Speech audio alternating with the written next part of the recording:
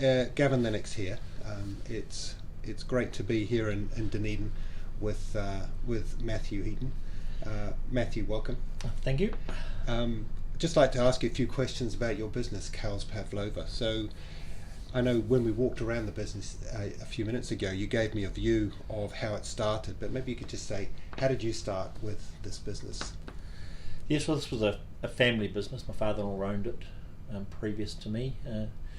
I was working for Woolworths, and he sat down and said, does anyone want to buy into the business? And I stuck my hand up. And how long ago was that? That was in 2000, so 21 years ago now. Wow. So I signed a contract for a year and I'm still here. So.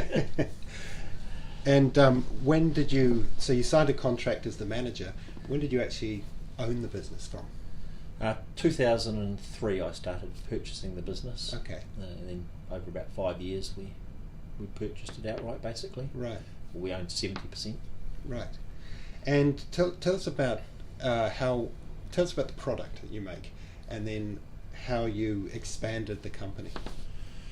We make Pavlovas, and that's all we do. It's just make Pavlovas. So we have 85% market share in New Zealand. When I started off, we had the South Island franchise only, so we were only allowed to supply Pavlovas to the South Island. But with Christmas being sort of 50% of the year's sales coming in 6 or 7 weeks of the year, we made it easier to cope with that time, but it meant the downtime was worse. Right. So from January through till October, the staff were only doing 20 hours a week, so we had to look at ways of expanding. So what did you do? What were the expansion ideas? The expansion ideas were to export, because there was other franchisee owners in the North Island. So we began doing the house brand for Coles in Australia, and also trying to get into the American market, into the Las Vegas and some of the casinos and things. But that didn't really pan out, but the Australian one did. It was working well. And I guess one of the outcomes of doing the Icehouse course was one of the participants did say, why don't you supply all of New Zealand? And it was, my simple answer was that someone else owned those franchises and I'd never thought about buying them out. Right. But one of the outcomes of the Icehouse course was I did put a proposal forward to those owners, and 2 years after doing the Icehouse course I owned all of New Zealand. And what did that do in terms of your business size or scale? Obviously you took over the whole country, but you went from what percentage of the market to what? Well, we went from approximately $1 million worth of sales a year up to 5 million. Right. Within year. 2 years. Within 2 years. Right. And profitable? Yes, we were profitable. It was more profitable than just doing the South Island, but you're working exponentially harder. Right. For not exponentially more money. Right. Were you able, over time, given market share, able to kind of improve productivity and see better profits over time? Yes. Once we got our head around the fact that we had to upsize sort of a scale to 5, we managed to do that.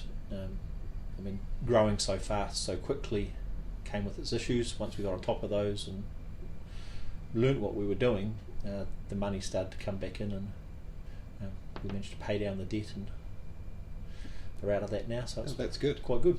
So what, if you were to try and summarise, I know it's hard given you've been with the business for 21 years, what do you think the biggest challenge was, and what do you think the biggest highlight was of your business journey? Of my business journey? I know it's a big question. Yep. Well, the biggest difference for me, coming from my background where I was just a manager for someone else, is owning your own business, and having those decisions, I guess, fall on your shoulders, that if you make the wrong decision, it costs you a lot of money. And it could be the failure of your business if you get it wrong. So I think some of the learnings are that you've got to, and coming from the Icehouse as well, is that you've got to share your knowledge and communicate with other people. in like positions, so that you're not the only one in that position. You're not. Yeah, one of the constant themes I've heard is around small business owners. It's quite. I mean, being a leader and an owner in a business can be quite lonely. You know, Yes. you are the man at the top, but connecting with others seemed to be something that the other alumni valued. Is that something that resonates with you?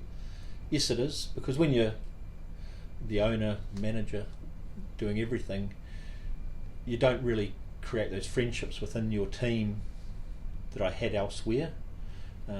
Obviously, working for a supermarket, you had several other managers that you could bounce ideas off, but when you're just doing it all yourself, you're almost at an arm's length from some of your team. So being introduced to the network of the Icehouse, being able to communicate with those other business owners that are in the same position as you, was very beneficial. Do you still keep in contact?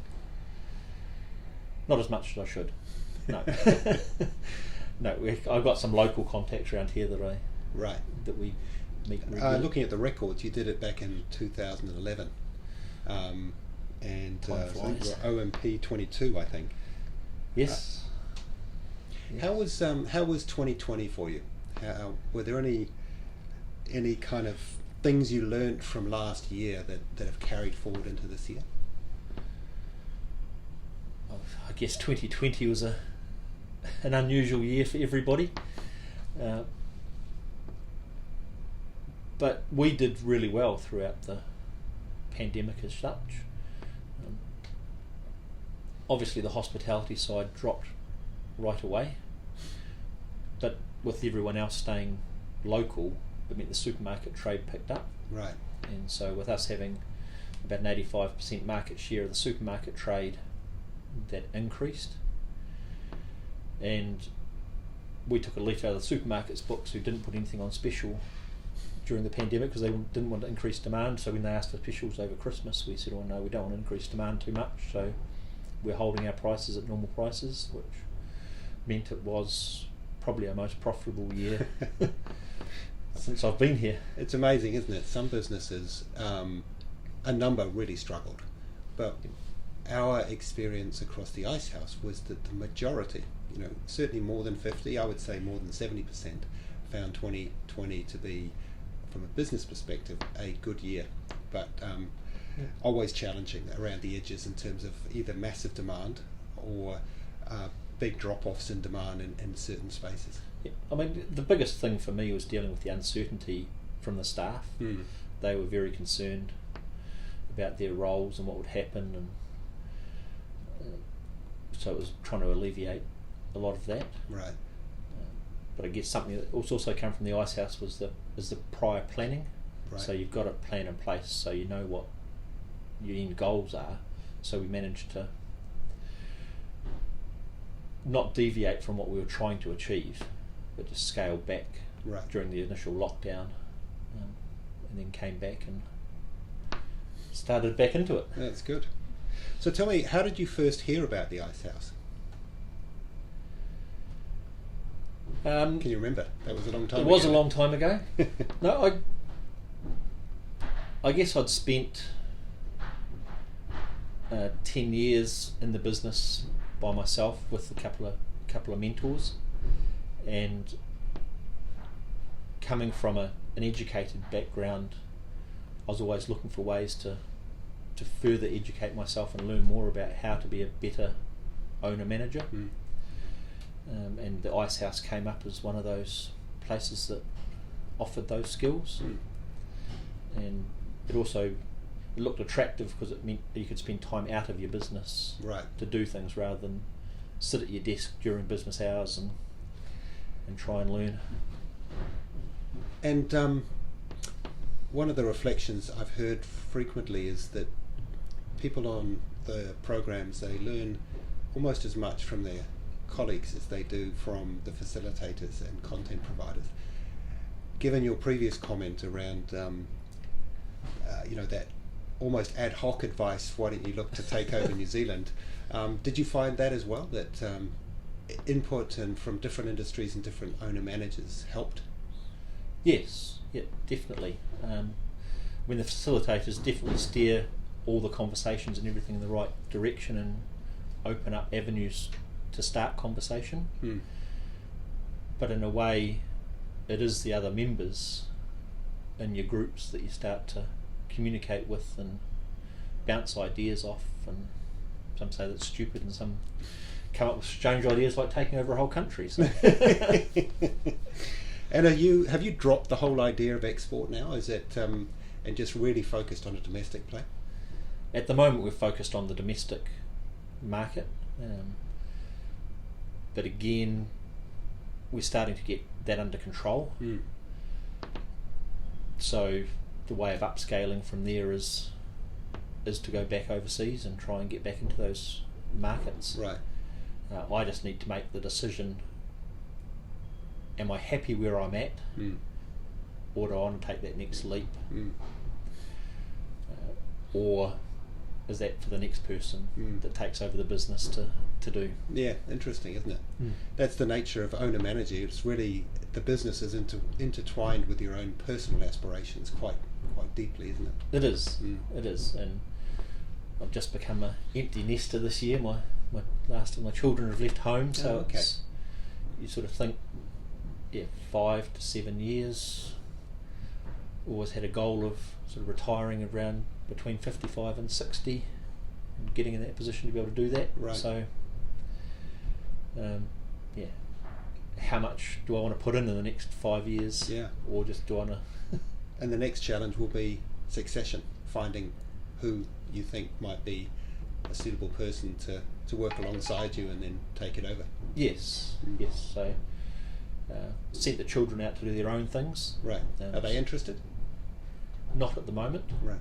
No, but I don't want them to come straight in either. I think it's important that they go and see different styles of different businesses. But at this stage, no, I don't think they will be interested. Do you think they'll come back to Southland, or do you think they'll travel further afield? Well, they're all based in Dunedin, Okay. but all doing different things. My son's a physiotherapist. Daughter's a manager for a local business in town. Right. And I've still got one that's at varsity for God knows how much longer. So if you were to, and this is another sort of big question, but if you were to offer a piece of advice to an owner manager of a small business, what would it be? Do you have any thoughts from your reflections over the last 20 years? Don't be scared to ask for help. There's lots of people out there that will listen and give you advice. You don't have to make all those decisions by yourself.